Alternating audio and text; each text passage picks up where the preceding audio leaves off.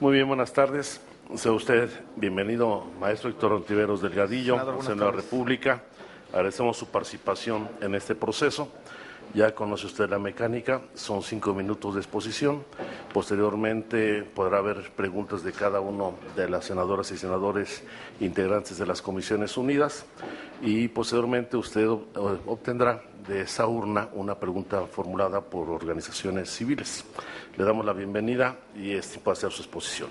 Gracias, muy amable. Bueno, de cajón, quisiera desde luego agradecer al Senado de la República y en específico a las comisiones que hoy se encuentran representadas aquí por la invitación, por la convocatoria abierta a este proceso de selección inédito, nunca se había dado, para integrar este órgano garante en nuestro país.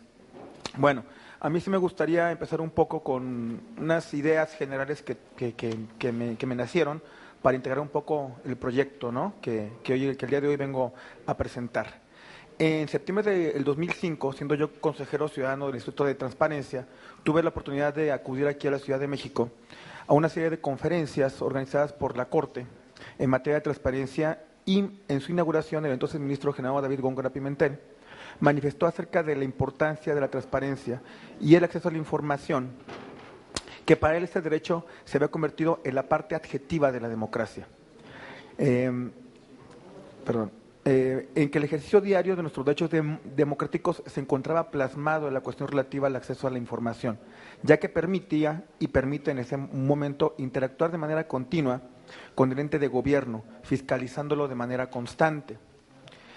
Posteriormente, hace aproximadamente 8 meses, una amiga de mi esposa me recomendó para que auxiliara a una estudiante que estaba elaborando su tesis, en la cual intentaba medir dentro de la Universidad de Guadalajara cuánto había penetrado en nuestra máxima casa de estudios la cultura de la transparencia.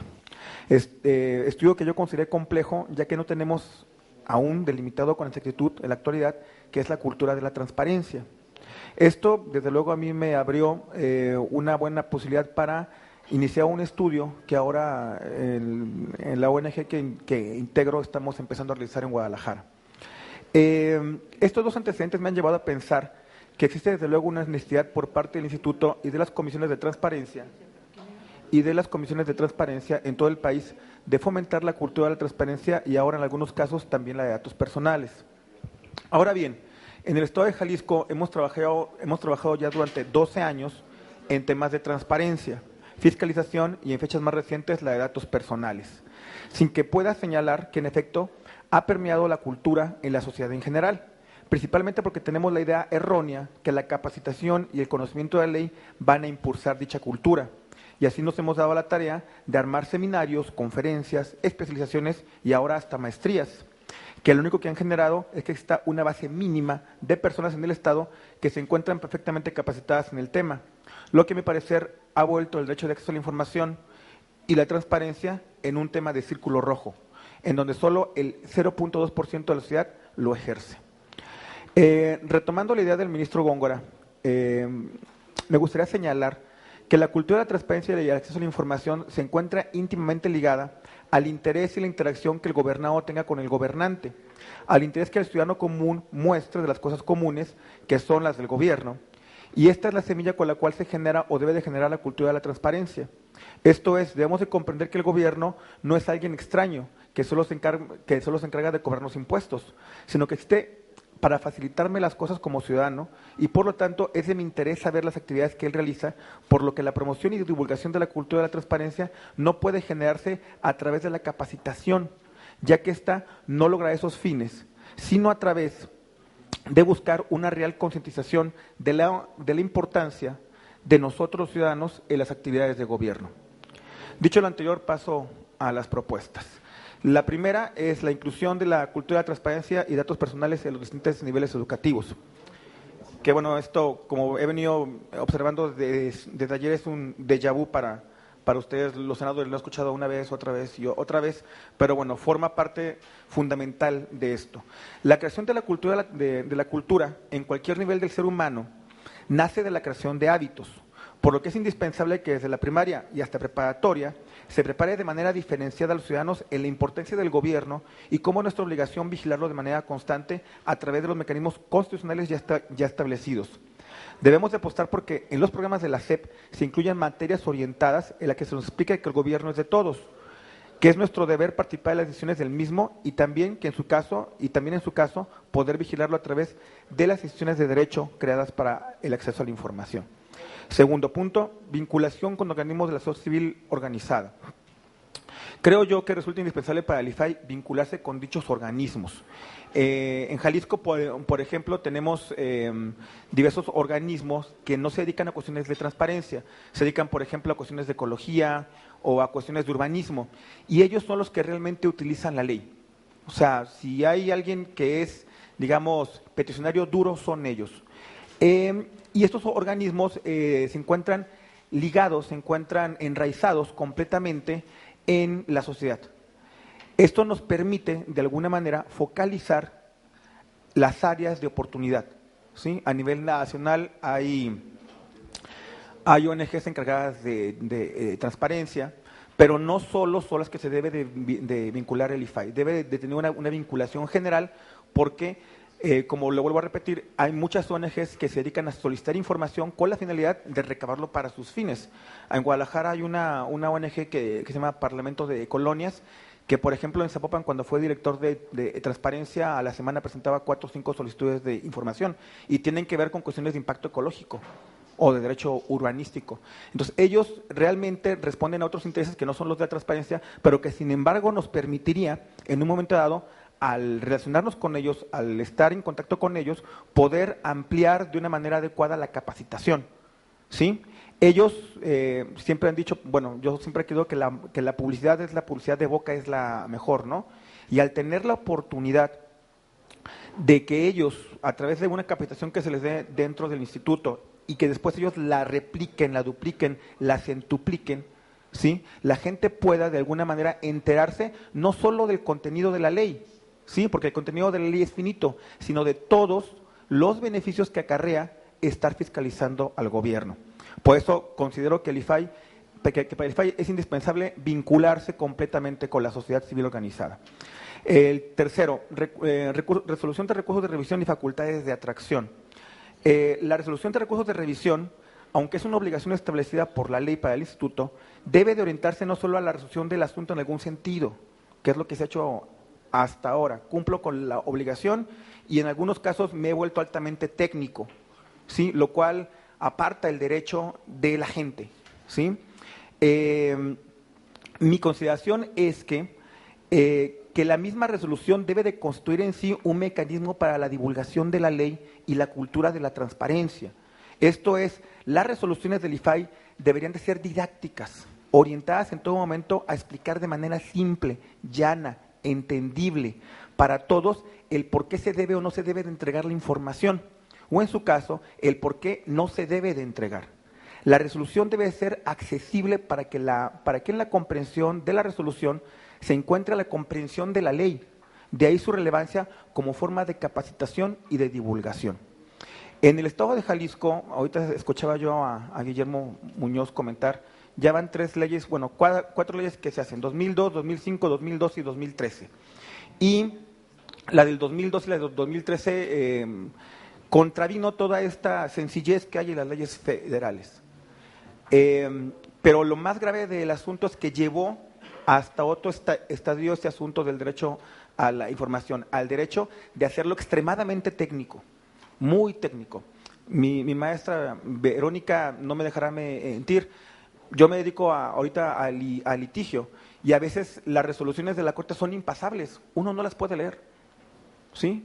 Estoy dando clases en una escuela particular de Derecho, en cuarto, en quinto, y cuando leemos jurisprudencias me dicen, ¿qué dice? Dije, pues vamos sacando el tumbaburros, ¿no? Entonces hay que volver a armar todo y volverlo a explicar y a explicar. Yo creo que como el derecho de acceso a la información es un derecho fundamental, es un derecho para que toda la gente lo pueda entender. Y en ese sentido y en ese orden de ideas es indispensable que a través también de la resolución se le dé no solo luz al peticionario, sino también al sujeto obligado, porque a veces el sujeto obligado queda muy comprometido, extremadamente comprometido. Quizás más adelante toque ese tema. Yo también propongo, que es una función que queda allende las atribuciones del IFAI, un presupuesto para la integración de un sistema único de archivos general.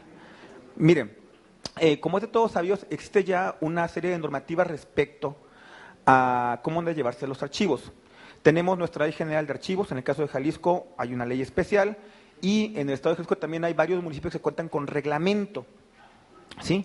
Sin embargo, existen complicaciones al momento de realizar las actividades propias del archivo. Por ejemplo, miren, en Zapopan había 5 gentes encargadas del archivo. Entonces tenían que lidiar con todo el archivo histórico que había que regularizarlo, y también había que lidiar con lo nuevo. Entonces estaban sumamente rebasados. En aquel momento, 2009, 2008, 2009, hicimos un contacto con el Archivo General de la Nación, el cual traía una serie de programas para digitalizar la información y poderla respaldar. Y bueno, se le dio un seguimiento hasta que se acabó la administración, en la cual yo participé. Sin embargo, existen complicaciones al momento de realizar las actividades propias del archivo, como lo son de manera primordial la falta de personal, la falta de capacitación de este personal y en sí la falta de conocimiento de la ley general y estatal, y por supuesto la falta de insumos o de elementos técnicos para el archivo adecuado. El municipio de Zapopan, cuando yo estuve, tenía 3,000 millones de pesos de presupuesto. Había un ayuntamiento que tenía 3 millones de pesos. Entonces, es un gran problema porque hay una gran disparidad en cuanto a esto. He de comentarles que los municipios conurbados de la zona metropolitana de Guadalajara, en el Poder Ejecutivo y en los órganos descentralizados y desconcentrados, por ejemplo, en la Universidad de Guadalajara, el CIAPA y demás, ya existe desde hace por lo menos 7 años una nomenclatura única con la cual se identifica la información que se va generando, la información nueva. Sin embargo, esto no permea hacia el interior del Estado, principalmente porque los municipios se encuentran en muchas ocasiones preocupados por pagar la nómina del policía o el liquidar la cuenta del agua. ¿Puede ir concluyendo su tiempo de presentación? Híjole, sí, ya me queda una hoja nada más, una disculpa. Por lo que debe o debería existir un recurso etiquetado para los municipios que permitiera tener un archivo histórico actual y funcional, donde exista por lo menos un encargado del archivo. Si quiere, para resumirlo, traigo un punto relativo a datos personales que es igual a la cuestión relativa a la cuestión de la promoción de la cultura de la transparencia. Creo yo que esta cuestión relativa a los datos personales estamos con el enemigo en contra, que es la modernidad.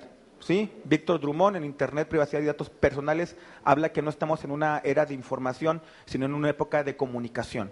Y los jóvenes, que son los usuarios o los que más usan estas redes, se encuentran siempre sin reflexionar acerca del problema de la intimidad. Luego, entonces, necesitamos de una manera adecuada, desde etapas primaria, secundaria, preparatoria, en distintas estructuras, poder enseñarles primero lo importante que es la intimidad para el ser humano, porque ahora no la tomamos en consideración, ¿sí? Y ya posteriormente de esto, en etapas posteriores, licenciaturas y posgrados, poderles explicar de una manera más adecuada la cuestión relativa a la ley de datos personales. Bueno, me encuentro claro que algunas de las propuestas aquí señaladas necesitan necesariamente de la coordinación del IFAI con distintos entes y niveles de gobierno, así como también en algunos casos de la voluntad política de los senadores y diputados que integran esta legislatura. Así como también me encuentro consciente que en muchos casos las propuestas que aquí hago darán sus frutos no en un corto plazo, sino en un mediano o largo plazo. Sin embargo, considero que muchas de ellas, con voluntad política por parte de los actores adecuados, generarán los cambios adecuados para que no solo se conozca el derecho a acceso a la información, la transparencia y la protección de datos, sino para que la división entre gobierno y sociedad se desvanezca, apareciendo en su lugar una confianza que permita un desarrollo armónico. Muchas gracias. Gracias a usted, maestro Héctor Ontiveros. Estamos inscritos la senadora Verónica Martínez y un servidor. También, senador. Pues todos. El senador de Giola. Sí, por favor. Y luego el senador de Giola lo... Héctor, buenas tardes. Bienvenido. Gracias. Mi pregunta es en el siguiente sentido. ¿Cuál sería el tratamiento que daría a la declaración de la información inexistente? Por su respuesta, muchas gracias. Senador de Giola, por favor. Sí, gracias. Sin duda, el uso de la tecnología hoy es una revolución mundial. Y en la transparencia y la rendición de cuentas, pues será fundamental este medio. ¿Qué propone para evitar el tráfico de base de datos personales, tanto en las empresas como en los sujetos obligados? Por su respuesta, muchas gracias. Senadora Ortega, por favor. Gracias. Bienvenido al Senado de la República, Gracias, Héctor Ontiveros Delgadillo. Me gustaría preguntarle, para usted, ¿qué implica una política de transparencia proactiva? Y de llegar a ser comisionado, ¿qué acciones realizaría para impulsar la transparencia proactiva? ¿Usted considera que esta transparencia proactiva puede impulsarse tanto en el sector público como en el privado? ¿Y cómo lo lograría? Muchas gracias por sus respuestas. Gracias. Muchas gracias, senadora. Yo le haría solamente dos planteamientos muy puntuales. Primero, me llamó la atención que tiene usted experiencia en el ámbito municipal, tanto en el Ayuntamiento de Zapopan como el de Guadalajara, y en el ámbito estatal, en el Instituto de Acceso a la Información en Jalisco. En el documento que usted llegar solamente pusiera 3 puntos como prioridades: promoción de la cultura de la transparencia y datos personales, el control de archivos y la resolución de recursos de revisión. Cuando hoy el instituto con sus nuevas facultades va a tener que atender nuevos temas como los nuevos sujetos obligados, la facultad de atracción, que debe ser de los temas prioritarios. ¿Por qué esos 3 puntos solamente como prioridad? Y la segunda, creo que usted emitió un juicio de valor que quisiera que me explicara al referirse a una asociación civil de colonos que entiendo es recurrente en la solicitud de información. Y señala usted que más que interés en conocer la información, tenían otro tipo de intereses. Yo le preguntaría, ¿el órgano garante debe valorar el interés del solicitante o debe garantizar el acceso a la información?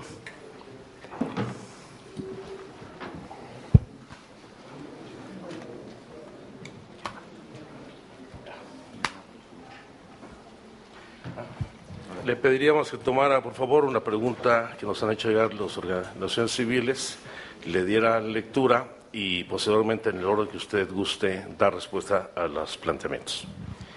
La pregunta es la 59 y señala, ¿en qué casos es posible superar la reserva temporal de averiguaciones previas? Bueno, pues lo voy a contestar en el orden en que se me preguntaron. Bueno, el tratamiento de información inexistente.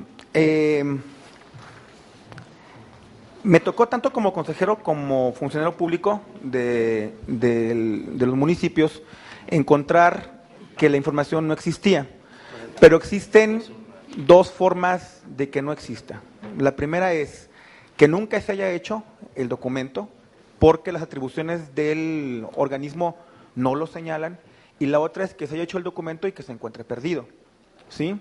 Ahí hay unas notas en internet en las cuales en un par de ocasiones tenía que existir de manera obligatoria un oficio por reglamento, ¿sí? Inclusive por ahí andaba una copia simple del oficio y había desaparecido. Y en ambos casos hice lo que tenía que haber hecho. Dimos aviso de parte del ayuntamiento a la Procuraduría General de Justicia, hoy Fiscalía, porque eso es lo que se debe de hacer, ¿no? ¿Qué hay que hacer? Hay que hacer un análisis. Un día, por ejemplo, al director de Participación Ciudadana se le ocurrió comentar que ya tenían un proyecto para hacer un jardín lineal sobre una calle. Pero dijo, ya está hecho el estudio. Más tardó en decirlo que en presentarse 3 o 4 o 5 solicitudes de información. La verdad es que no se había hecho nada, ¿sí? Entonces, cuando hay que ver la cuestión relativa a la inexistencia, se tiene que valorar de una manera puntual cada asunto en particular, ¿sí? De entrada tenemos una regulación en municipios, en gobierno del Estado, en organismos públicos descentralizados, que nos indica que por la actuación gubernamental esta debe estar soportada a través de oficios, a través de minutas, a través de comunicaciones. Entonces, ahí sí no hay ninguna manera en la cual el sujeto obligado pueda decir, es que es inexistente, ¿sí? Hay otro problema aquí con la información, la información que el funcionario público le ve carácter patrimonial. O sea, en muchos casos, todavía en el 2007 nos llegamos a encontrar en Jalisco con funcionarios que cuando se acaba la administración se llevaban la información, no de zona metropolitana, sino de del interior del Estado. Pero tiene que ver, es mi parecer, primero con que no se encuentran enterados bien de la ley de archivos. Hace falta una capacitación de ley de archivos para poderles explicar que la información no es de ellos y que sustraerla implica un delito, ¿sí? Entonces, sí hace falta una capacitación justamente para eso. Y en esos casos, vuelvo a lo mismo, y tomando en consideración la ley de archivos, lo que hay que hacer es presentar una denuncia penal, ¿sí? Ahora, esto de evitar el tráfico de datos personales, ya sea empresas y sujetos obligados de la ley de transparencia, me recuerda cuando me invitaron a participar aquí en el Congreso en una plática de datos personales, en los cuales me acuerdo que estaba el representante de Bancomer y de algunas aseguradoras que decían, no hay que hacer ley, déjenos a autorregularnos con códigos de ética, ¿sí? Entonces, digo, vienen los principios dentro de la ley, ¿no? De lealtad, sí, de congruencia y de finalidad. ¿Qué podemos hacer para evitar el tráfico? Necesitamos necesariamente, primero, convencer a la persona que hace las bases de datos. Hay que convencerla que es una situación que los datos o que mis datos no pueden ser sujetos de comercio, como hasta anteriormente se había hecho. Pero también le tenemos que señalar la cuestión relativa a las sanciones, porque en muchos casos quizás el convencimiento sincero no valga. Hace falta de muchas maneras la imposición de la sanción para poder estar en condiciones de que el sujeto comprenda que no debe de negociar. Yo me acuerdo que aquel día que vine a esto, que decían, déjenos autorregularnos con códigos de ética, creo que la doctora Marván decía, estamos viendo lo que está pasando en Estados Unidos con lo de Enron, ¿sí? Entonces, ¿cómo quieren ustedes que haya un marco general de confianza hacia quien negocia con datos personales? ¿Sí? En cuanto a la pregunta que me hacía la senadora Ortega, la cuestión relativa a la transparencia proactiva es una cuestión que se ha intentado de varias maneras, ¿sí? Por ejemplo, en Chihuahua y después se replicó en Nuevo León y después se replicó en Jalisco, en el Ayuntamiento de Guadalajara, se instalaron módulos de información, módulos de transparencia con pequeñas computadoras en cual la gente podía de alguna manera solicitar información. Y esto nos daba la oportunidad de sin necesidad de meterme yo en una computadora o tener yo una computadora, poder revisar la información. Funcionaron poco tiempo, los kioscos, si no hay una atención debida del gobierno municipal, pues los kioscos se van quedando y se fueron quedando en otro lado. Después en Zapopan se nos ocurrió presentar una versión en Adobe de las cosas y una en Word o en Excel, porque muchos académicos ingresan y lo que hacen es, a través del Excel pueden poner valores y tener ellos resultados. Y funcionó muy bien, creo que ya no se hace en Zapopan, y creo que estas cuestiones nos dan oportunidad de que la transparencia sea más dinámica, ¿sí? Pero sí se requiere, antes que nada, que sea una política pública continuada, porque si no son nada más chispazos de 6 meses o de un año. Entonces necesitamos que sea una política pública continuada, bien regulada, para poder estar en condiciones de que genere un cambio en un mediano plazo, ¿sí? Bueno, en cuanto a la pregunta que me hizo el senador acerca de los 3 puntos, cuando yo realicé el proyecto que yo leí, la convocatoria, yo lo que intenté fue ser muy escueto y específico en lo que yo estaba manifestando. El día de hoy, pues tengo aquí un trabajo que realicé de 10 hojas, donde vienen 10 puntos. Yo creo que la cuestión relativa a la atracción es una cuestión muy importante. Hace unos momentos que le preguntaban a Guillermo Muñoz acerca de cómo dirimir o cómo definir qué va a ser, cuáles van a ser los asuntos que se van a traer, yo me ponía a pensar por ejemplo, las facultades de atracción que tiene la Corte, ¿sí? Y las facultades de atracción que tiene la Corte, si vemos un indicativo de cuántos asuntos atraen, veremos que son pocos, muy pocos, ¿sí? Principalmente por la cuestión relativa a lo que debe ser de interés público, ¿sí? Y entonces, en esta idea, y buscando un poco asirnos a la cuestión relativa a lo de la Corte, el punto radica necesariamente en que tenemos que ser muy cuidadosos con los criterios y lineamientos que se hagan para la atracción, porque si no puede pasar que también el instituto acabe dentro de una dinámica política nacional que nadie quiere, ¿sí? La otra, yo creo que la cuestión primordial de esto, de lo que yo estoy presentando hoy como propuesta, tiene que ver con una preocupación que siempre he tenido, la preocupación de que poca gente, en comparación con el número de habitantes que tenemos, usa el derecho de acceso a la información, es poca, ¿sí?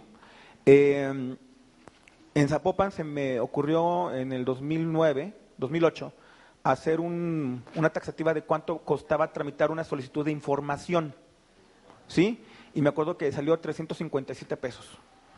Y me preguntaba un reportero, oiga, ¿no se le hace que es caro? Le digo, no sé si es caro o es barato. Sí, yo no lo sé. Sí, aquí apareció en la jornada nacional y me crucificaban, es carísimo y demás. Yo no sé si es barato o es caro, ¿sí?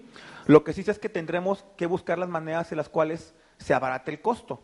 Eso sí sería importantísimo para mí, ¿sí? Y una manera de la cual yo siempre he creído que se puede abaratar el costo es teniendo una mayor cantidad de solicitudes de información, ¿sí? Promoviendo la cultura de la transparencia, promoviendo la ley y que más gente la use, ¿sí? En Jalisco hubo un crecimiento exponencial, ¿sí? 1,200, 2,400, fue creciendo año con año y de repente en el 2011 se paró, ¿sí? Ya no hubo un crecimiento y al año siguiente decreció. Entonces necesitamos buscar, por eso la importancia de la capacitación, de la cuestión relativa a la promoción de la cultura, de la transparencia, porque a mí se me hace que es tema toral para esto, porque un derecho que no se ejerce es un derecho muerto, porque un derecho que es caro es un derecho que es ofensivo para la gente, ¿sí?